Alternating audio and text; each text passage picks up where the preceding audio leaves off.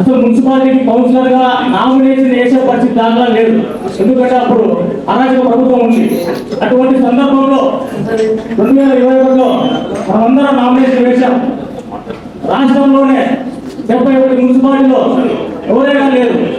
Only మన Tadipatri municipality మాత్రమే Telugu Desam party కైవసం చేస్తుంది.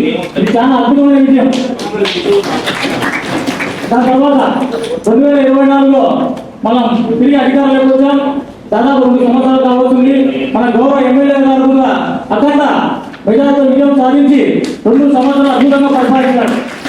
కానీ నారా చంద్రబాబు నాయుడు మన ముఖ్యమంత్రి సార్కి మేము ఒకటే తెలియజేస్తున్నాం. సార్, ఇప్పుడు వచ్చే మంత్రివర్గ విస్తరణలో మా గౌరవ ఎమ్మెల్యే గారిని మంత్రివర్గంలో తీసుకోవాలని కౌన్సిల్ సభ్యులు అందరూ తీర్మానిస్తున్నాం. యువకుడు, ఉత్సాహవంతుడు, పరిపాలనలో అనుభవంగా వ్యక్తి.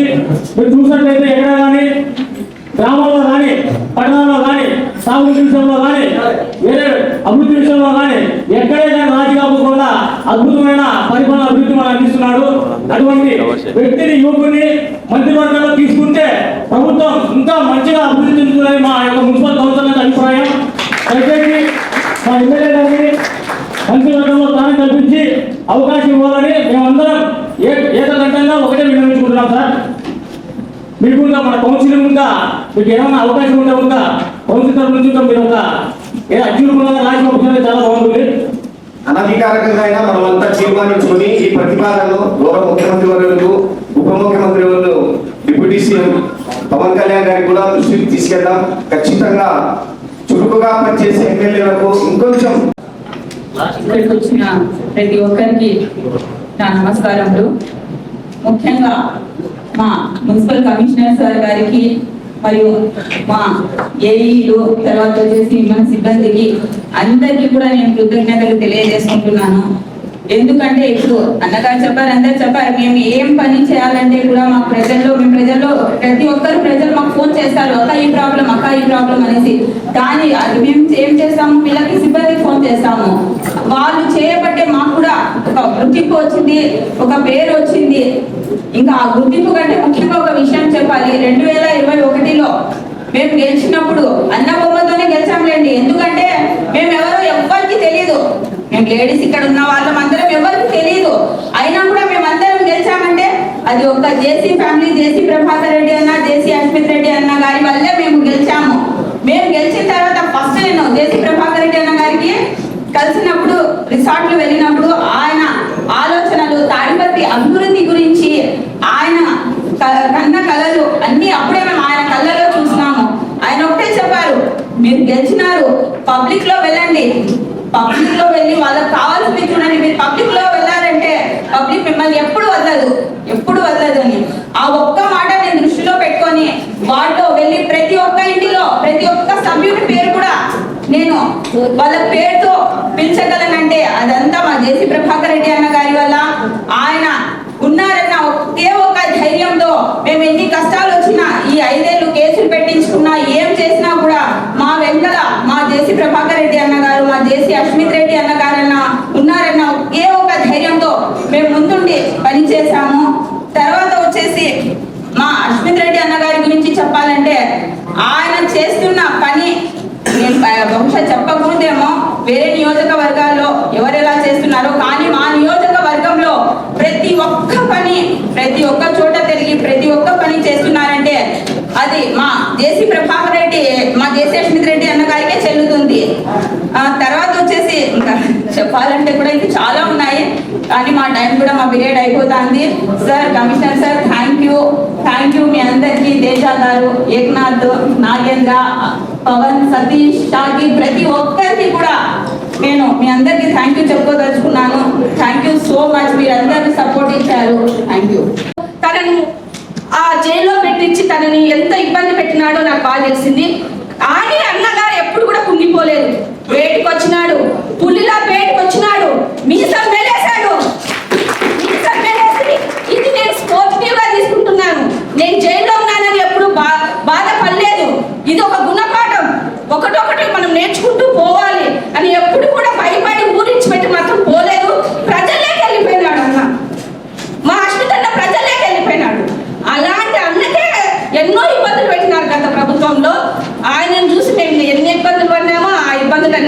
చెప్పుకోదలుచుకోలేదు ఇప్పుడు. కాకపోతే ఇప్పుడు మా టైం అయిపోయింది. ఇన్ని రోజులు కొంతమంది ఆఫీసర్స్ని కూడా కొంచెం నేను అడిచినాను, అంటే ప్రజల కోసమే ఆ వర్క్ జరగడం లేదనేసి వాళ్ళు కూడా చేసినారు పాపం. అందరికీ వాళ్ళకి మళ్ళొకసారి నేను కృతజ్ఞతలు తెలియజేసుకుంటున్నాను. Thank you. కృష్ణపై చెప్పినట్లు మా చైర్మన్ జేసీ ప్రభాకర్ రెడ్డి సార్ గారు మాపై, నేను ఇప్పుడు వైస్ చైర్మన్ గా ఉన్నాను, మాపై వచ్చిన బాధ్యతను మేము బరువుగా భావించుకోకుండా బాధ్యతగా భావించి మా ప్రభుత్వానికి అయితేనేమి, ఇక్కడ మున్సిపల్ ఆఫీస్ సిబ్బందితో అయితేనేమి, కమిషనర్ గారు సార్ ముఖ్యంగా నమస్కారం చెప్పాలి. ఎందుకంటే మాకు ఇంతగా సహకరించి ప్రజలలో పనులు చేయించడం అంటే మీ వల్లనే. ముందుగా మా చైర్మన్ జేసీ ప్రభాకర్ సార్కి నాకు ఇంత బాధ్యత అప్పగించినందుకు ఆయనకు నేను ఎప్పటికీ రుణపడి ఉంటాను, జీవితాంతం రుణపడి ఉంటాను. ఇంతగా సహకరించిన మన ఇంటర్కి ప్రజలు మళ్ళీ సహకరిస్తారు, మళ్ళీ మనందరూ వచ్చి ఈ సీట్లో అవుతున్నాం. తదనంతరం మేము వెంటనే ఏమైనా నీళ్లు రాలంటే రఫెటా ఫోన్ చేసే వాళ్ళము, వేరే ఇట్లా ఇంజనీర్లకు, వేరే నాగరంగాయలకు కానీ మన డ్రైనేజ్ ఇన్ఛార్జ్ సీనాన్న కానీ చేసేవాళ్ళం. అది ఒకవేళ కొంచెం డిలే అయితే మేము సంబంధిత అధికారుల మీద కొద్దిగా దురుసుగా ప్రవర్తించినట్టు నేను అనుకుంటున్నాను. దానికి నేను మనస్ఫూర్తిగా మీకందరికీ క్షమాపణ కోరుకుంటున్నాను. ఇది పార్ట్ ఆఫ్ ది సర్వీస్. మేము ఏదో అది మా ఇంటి కోసం కాదు, ప్రజల కోసం కొంచెం మీ మీద ఏమైనా దురుసుగా ప్రవర్తించినాననే అనుకుంటున్నాను. మీరు సహృదయంతో మాకు క్షమించాలని నేను కోరుకుంటున్నాను. క్షమించినట్టే కదా, లేకపోతే మా రంజాన్ నెల వేస్ట్ అవుతుంది. మరి మీరందరూ క్షమించాలని కోరుకుంటూ ఇంకా సెకండ్ హృదయపూర్వక కృతజ్ఞతలు మీ అందరికీ. జేసీ ప్రభాకర్ రెడ్డి గారు మాకు ఇచ్చిన అవకాశాన్ని మీరందరూ బాగా పనిచేసిన దానికి మళ్ళా సమాజంలో మునపటి 5 ఏళ్ల క్రితం ఒక రకంగా ఉంది, ఈ 5 ఏళ్లలో వేరే గుర్తింపు వచ్చింది. మీరంతా సక్రమంగా పనిచేసి మాకు అండగా ఇచ్చినారు కాబట్టి స్క్రీన్ ముందర మనం కనపడతాము. మేమంతా మా వెనుక మీరంతా చాలా చక్కగా పనిచేసినారు కాబట్టి మేము ఇప్పుడు ఎక్కడ పోయినా కానీ వీళ్ళు చాలా చక్కగా పనిచేశారు, ఈ సభ్యులంతా, ఈ కౌన్సిల్ సభ్యులంతా చాలా చక్కగా పనిచేశారంటారు. మేము పోయి ఆ కాలువలు తవ్వింది లేదు, మేము పోయి నీళ్లు వాటర్ వేసింది లేదు. మీరంతా పనిచేశారు కాబట్టి మాకు సమాజంలో గుర్తొచ్చింది కాబట్టి మీకు ఈ సభాముఖంగా మీకు అందరికీ హృదయపూర్వక కృతజ్ఞతలు తెలియజేసుకుంటున్నాను. ఇక విషయానికి వస్తే ఇది రిటైర్మెంట్ కాదు, మీ సభ్యుల గురించి చెప్తున్నాను. It's not a retirement. Saraswati Puja అనుకోండి, 10th క్లాస్ సరస్వతి పూజ అంటే మళ్ళీ ఇంటర్మీడియట్ ఉండాలి. యూ డోంట్ వరీ, మనకు పనిచేసామనే నమ్మకం ఉంది, ప్రజల్లో మన మీద మంచి భావన ఉంది కాబట్టి మళ్ళీ అధ్యక్ష చెప్పండి. ఇక్కడ హాజరైన తోటి కౌన్సిలర్లు, ముఖ్యంగా మున్సిపాలిటీ వెన్నెముక లాంటి ఆఫీసర్లు కానివ్వండి, సూపర్వైజర్లు కానివ్వండి, ఇంజనీర్లు కానివ్వండి, పత్రికా విలేకరులకు, ఇది చిట్ట చివరి సమావేశం అని చెప్పేసి మా కమిషన్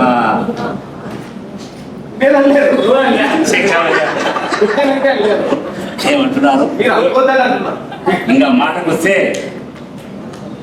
నేను ప్రభుత్వ ఉద్యోగిగా 32 ఏళ్ళు సర్వీస్ చేసి రిటైర్డ్ అయిన తర్వాత ఈ రాజకీయాలకు రావాల్సి వచ్చింది. ఆ తరం వేరు, ఈ తరం వేరు, ఆ డ్యూటీలు వేరు, ఈ డ్యూటీలు వేరు. అది ఉద్యోగం కాబట్టి ఆ ఉద్యోగరీత్యా అక్కడ పనిచేసుకున్నాం, ఇక్కడ రాజకీయాలు కాబట్టి రాజకీయాలకు అనుగుణంగా ఇక్కడ మర్చిపోవాల్సి వచ్చింది. ఒక్కటి మాత్రం చెప్పగలను, తాడిపత్రి మున్సిపాలిటీలో కౌన్సిలర్లకు మంచి పేరు వచ్చిందంటే ఇక్కడున్న సిబ్బంది ఉన్నటువంటి దీని వల్లనే వచ్చింది పేరు. మనం ఏదన్నా సమస్య వచ్చినప్పుడు అయ్యా ఇట్లా ఉంది పరిస్థితి అంటే వాళ్ళు ఒక్క నిమిషం ఆలస్యం కాకుండా హాజరయ్యి మనం మంచి పేరు తేవడానికి వాళ్ళు దోహదపడినారు కాబట్టి ముందు వాళ్ళ కృతజ్ఞత చెప్పాలి. దీనికి అంతా వీళ్ళే కారణం. వీళ్ళు లేకుంటే మనం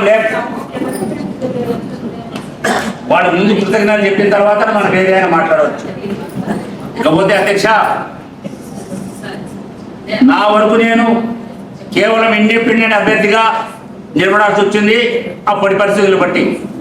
కానీ గౌరవనీయులు ప్రభాకర్ రెడ్డి సారు, అస్మత్ రెడ్డి గారు, పవన్ కుమార్ రెడ్డి గారు ముందు నిలబడి నువ్వేం భయపడాల్సిన అవసరం లేదు, మేమున్నాం, నువ్వు ఖచ్చితంగా గెలుస్తావు అని చెప్పేసి ముందు నిలబడి నన్ను గెలిపించిన వాళ్లకు మరీ కుదరసని చెప్పాల్సి వస్తుంది. ఎందుకంటే వాళ్ళు లేకుంటే నేను లేను, నా వరకు నేను మాట్లాడుతున్నా.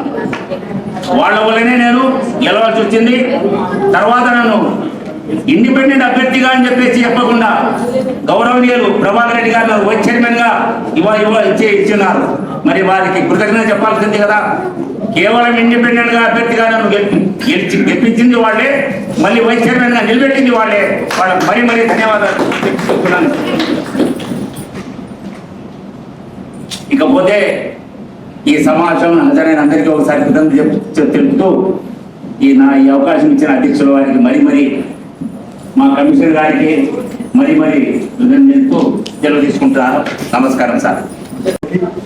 అలాగే గౌరవ సభ్యులందరూ కూడా హృదయపూర్వక నమస్కారాలు తెలియజేస్తూ ఈ అంశం నెంబర్ 33కి సంబంధించి ఇది మన మున్సిపల్ ఆఫీస్ ఎదురుగా ఉన్నటువంటి రోడ్డు చివర పాత బాయ్స్ హై స్కూల్ ఉన్నటువంటి స్థలం ఏదైతే ఉందో ఆ స్థలం సంబంధించినటువంటి దాని మీద ఒక రిప్రజెంటేషన్ వచ్చినప్పుడు దానికి సంబంధించి అసలు దాని పూర్వపరాలు తీయమని చూస్తే దాదాపు పురపాలక సంఘానికి సంబంధించినటువంటి మన హై స్కూలు, అట్లాగే ఇప్పుడు ప్రస్తుతం అక్కడ ఉన్నటువంటి ఓవర్ హెడ్ ట్యాంక్ ఇవన్నీ కూడా దాదాపు ఎకరం 5 సెంట్లు చొప్పున ఆ స్థలం ఒక ప్రైవేట్ స్థలంలో నిర్మాణాలు జరుగుతున్నాయి. యాక్చువల్గా అది మున్సిపల్ సైట్ కాదు, ప్రైవేట్ స్థలంలో జరిగింది. ఆ స్థలం సంబంధించినటువంటి వివరాలు ఎవరిది అని పరిశీలించి చూడగా అది గౌరవమైనటువంటి మన స్థానిక శాసనసభ్యులు శ్రీ జేసీ అశ్వత్ రెడ్డి గారిది.